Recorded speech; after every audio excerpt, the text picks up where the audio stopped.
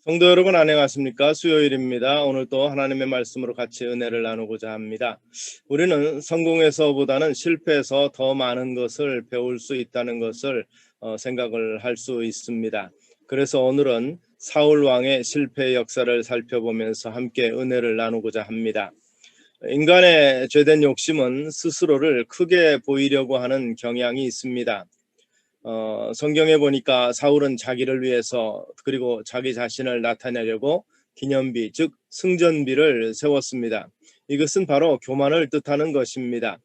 하나님께서 승리케 하셨는데 자기가 잘해서 승리한 것처럼 생각했고 또 그것을 남기기 위해서 승전비를 세웠던 것입니다.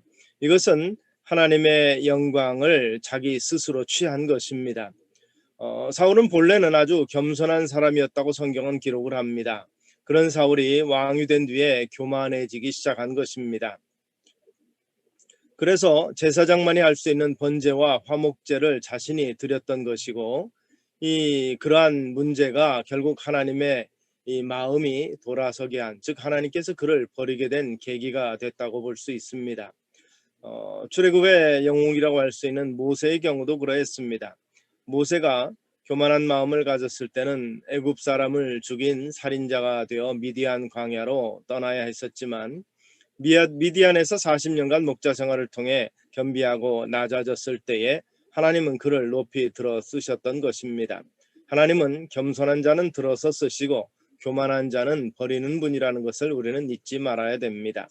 하나님께서 사울에게 지금 가서 아말렉을 쳐서 그들의 모든 소유를 남기지 말고 진멸하되 남녀와 소아와 젖먹는 아이와 우양과 약대와 나귀를 죽이라고 하셨습니다.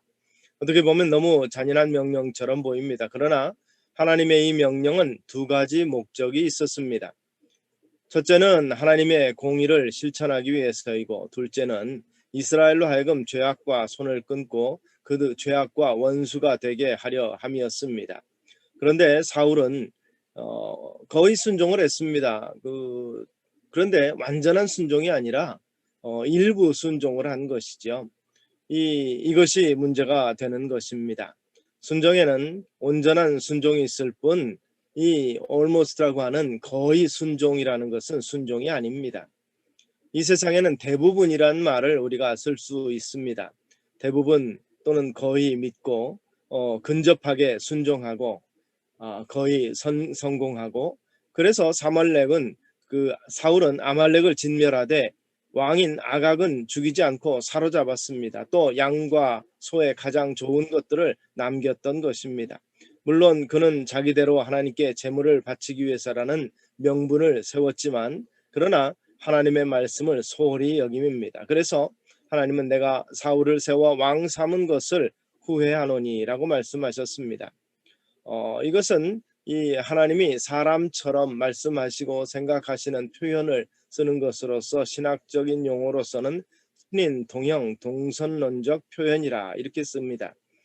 우리들 하여금 쉽게 이해할 수 있도록 하기 위해서 내가 사울을 버렸다 이런 식으로 표현하고, 또 다른 곳에서는 하나님은 질투하시는 하나님이라, 또는 하나님께서 진노하셨다, 이렇게 사람들이 이 마음을 쓰는 것, 또 어떤 그 감정의 변동이 있는 것처럼 기록을 하지만, 그러나 이것은 우리 인간의 이해를 돕기 위해서 그렇게 쓰신 것이지 실제 하나님의 성품을 그대로 묘사한 것은 아니라는 것을 우리가 생각을 하셔야 됩니다. 우리는 사울처럼 하나님께서 후회하시는 인생이 되어서는 안 될 것입니다. 사울도 대부분 순종하는 모습으로 보이기는 했지만, 그러나 이 사명을 거의 완수하다가 말까봐 두려워해야 될 것입니다. 우리는 개개인이 거의 성공하다 말까봐 좀 주의가 되는 것입니다. 완전한 성공, 온전한 개혁, 그리고 온전한 승리자가 되시기를 축원합니다.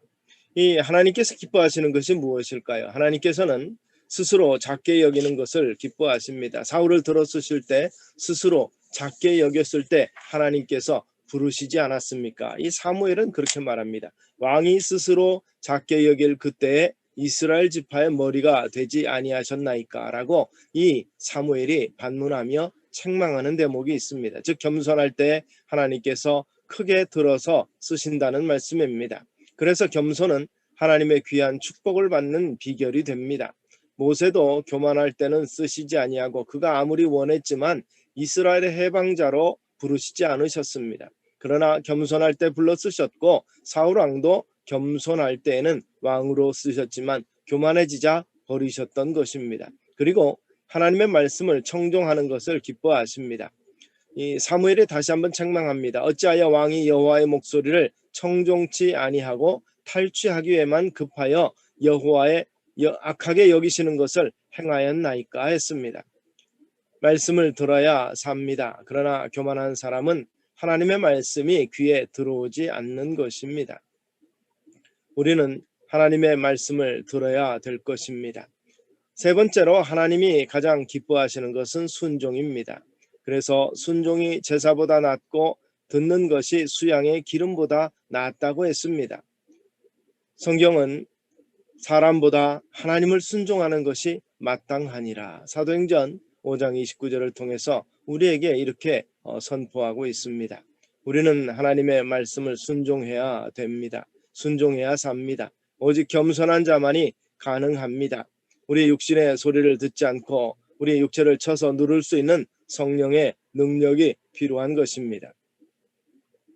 그러므로 지금은 하나님의 음성을 들으면서 기도할 때라는 것을 잊지 않는 우리 성도님들 되시기를 소원합니다. 이 팬데믹 코로나로 인해서 모두가 다 고통스럽고 힘들어하고 있는 과정 가운데 온 민족이 함께 기도할 때라는 것입니다. 바로 이것이 스스로 작게 여기는 겸손이며 우리 중에 정말 돌을 들어 칠 만한 의인이 있겠습니까? 다 죄인들입니다. 서로가 하나님께 회개하고 용서를 빌어하는 죄인들만이 있을 뿐이라는 것을 기억하면서 모두가 겸손한 자, 스스로 작게 여기는 자가 되어서 하나님이 기뻐하시며 참으로 우리를 통해서 하나님의 거룩한 역사를 이루도록 하기를 주의 이름으로 축원합니다. 기도하겠습니다. 살아계신 아버지 하나님, 교만하지 않게 하여 주시기를 원합니다. 스스로 작게 여길 그때 하나님께서 사울을 들어서 참으로 이스라엘을 구원케 하셨던 것처럼 오늘 우리를 들어서 하나님 나라를 확장시키며 영혼을 구령시키는 일에 사용하여 주시옵소서. 이를 위해서 겸손하게 낮아지게 하시고 이를 위해서 하나님 앞에 합심해서 합력해서 함께 부르짖으며 나라의 어려움과 그리고 교회의 어려움을 위해서 부르짖는 자들이 다 되게 하여 주시옵소서. 또 참으로 겸손함으로 말미암아서 하나님 앞에 귀하게 쓰임받는 일꾼들이 되게 하옵소서. 예수님 이름으로 기도드리옵나이다. 아멘.